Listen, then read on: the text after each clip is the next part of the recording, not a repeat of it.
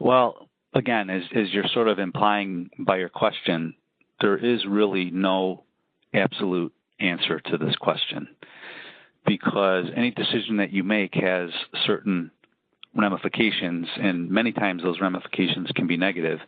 Let me explain to you what I mean.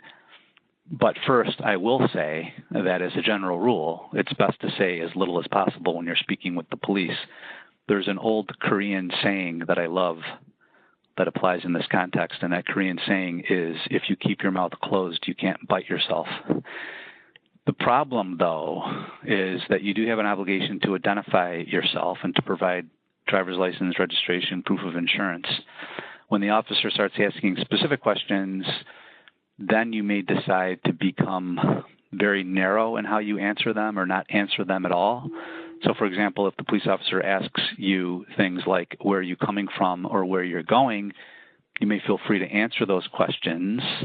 But just remember that the police officer is at that point starting to investigate potentially a crime, and that everything that you say could become part of the evidence against you. Also, your failure to answer anything that the police officer asks you will then be reported by the police officer in his or her narrative report. And if the case ever goes to a jury, the jury will know that you refused to answer those questions, whether you were polite or not. And the jury may draw from your failure to cooperate an inference of guilt. So it's the classic damned if you do, damned if you don't.